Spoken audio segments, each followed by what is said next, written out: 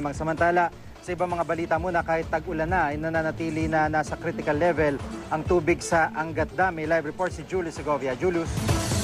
Gigi, tag-ulan na pero nasa critical level pa rin ang Angat Dam. Hindi kasi sumusuwak ang tubig ulan sa watershed ng Angat. Sa ngayon, nasa 165-meter level ang dam. Malayo ito sa nailang 200-meter level ng isang taon sa kaparehong panahon. Kung tutusin, Gigi, bumagal pangaraw ang pagsadsad ng water level ng Angat Dam kasunod ng isinagawang cloud seeding.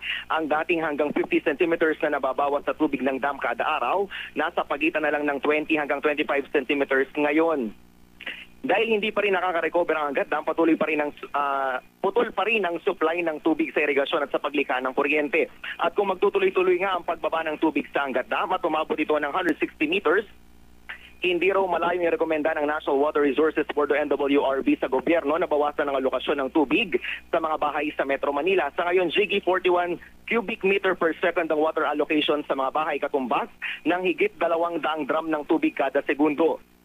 Nagbibigay ayuda rin daw sa water supply sa Metro Manila ang tubig na mula naman sa Lamesa at Ipo Dam na may sapat pang imbak, pero pinangangambahan, Gigi, ng NWRB ang posibleng epekto ng El Nino sa huling bahagi ng taon. Ngayon pa nga lang daw na wala pang tagtuyot na sasaid na ang dam. Paano para kung maramdaman na ng bansa ang El Nino? 2 hanggang 3 bagyo, Gigi, ang kailangan para bumalik sa normal ang level ng tubig sa Angat Dam.